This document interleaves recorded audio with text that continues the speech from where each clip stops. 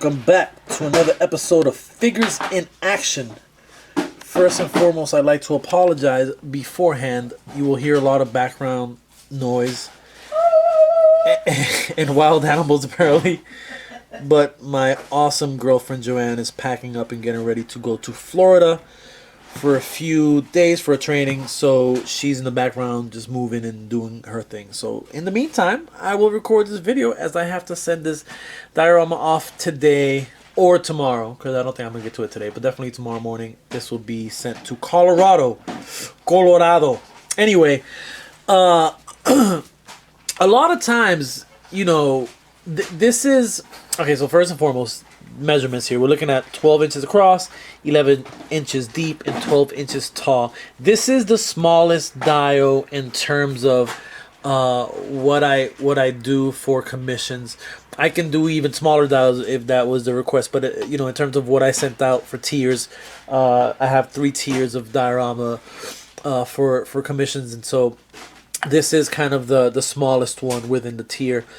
Not everyone has, you know, the loot or just they don't have the resources to get a tier 3, a big ass 24-inch across and 14-inch tall dial. You know, these things take a lot of time and effort, and so the bigger the diorama, the more details, the more expensive it's going to be. So I was hit up by a gentleman who loves action figures and wanted to get into ACBA and action figure photography, and he was interested in a diorama. And he hit me up and tells me I'm not wealthy, which was the funniest lie to me, because none of us are wealthy. You know, obviously, we have to get things that fit within our budget. A lot of times I'll miss out on the newest wave of Marvel Legends just because I don't have the money to get them at that point. So I'll figure it out later on, and that's okay, man. We got more important things at times to deal with in terms of our bills. So he hit me up and he wanted, you know, he asked, he wasn't sure if he wanted an outdoor alleyway or an indoor warehouse or what have you. So he decided on an indoor style warehouse. So what I did is, you know, as I normally do, I started researching warehouses and so forth and so on. Warehouses these days aren't what they used to be. A lot of warehouses are just built differently, different materials. You know, but they're still the old school warehouses from the 60s, the 50s, 60s, where it was mostly bricks and cinder blocks and so forth, and other materials that were a little sturdier, a little heavier, versus some of the stuff today that it just doesn't seem like it's as sturdy. So anyway, you know, looked up some stuff, and again, it was working with a very particular budget, so I you know, a lot of times I'll see things that are just amazing, and it's just so much work to put into it that I can't put it into this commission. But doesn't mean you can't get something nice for your action figure photography. So this I think it was the picture that I pulled was from like a 70s warehouse that was renovated recently.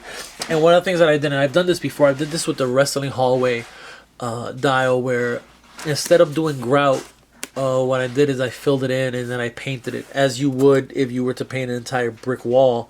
Or all you're gonna see is the paint. You know, you're not gonna see the grout. You're not gonna see the brick, the detail on the brick. It's gonna be kind of a solid color. And did the same thing with the bottom section there. I normally stay away from using the color black just because I guess I've gotten so used to it being a black wash that I a lot of times don't make it part of the final color of anything. But in this case, I wanted to try it out, and I think it came out really good. I love the red, black, white contrast, and the fact that I left the door black is cool as well. Went with, let me talk a little bit about the materials that are used. You know, insulation foam board. This is the inch thick stuff. And inside here is more insulation. Actually, this was, I think this was balsa. No, this was insulation. This was thin insulation that I just cut up. This is a sewing mesh. And here we have more insulation foam board. And then this is a piece of a skinny stick. And then this is action figure packaging that I spray paint or paint on one side. And then I use the opposite side facing out, so you kind of get that shininess that you would. You can kind of see the reflection on from his feet. That's what you would get when they kind of stick those aluminum sections at the bottom of doors to protect the door. Usually it's really kind of reflective, so you can see his feet being reflected off of this. So that's just action figure packaging. Again, you paint one side, and then the side that you paint is the one that you stick to the door.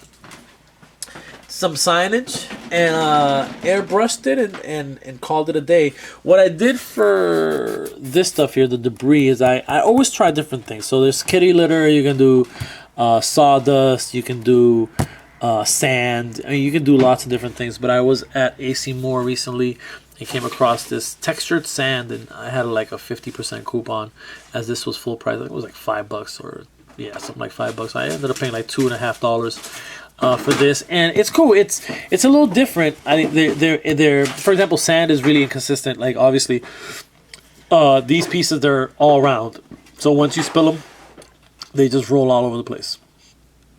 So it isn't really sand. I guess it is textured sand, but it was okay. It wasn't bad to work with. What I did is I used the spray glue, kind of thickened it out here, and just dropped some of it off, let it dry, and then kind of just brushed off the excess, and then painted it in black, and then came back with the wash or the dry brush, and then airbrushed it.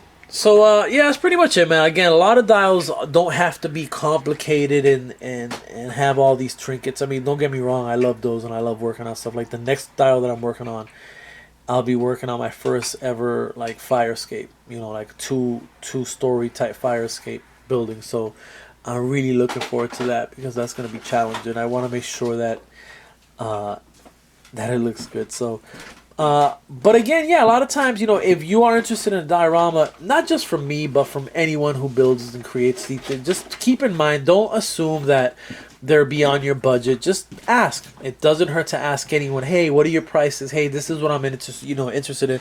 Don't assume, oh man, these must be super expensive, so I'm not even gonna ask. I have to wait till tax season. You know, just ask us, ask any of us, and we can let you know. I've always mentioned the Dial Structure group on Facebook.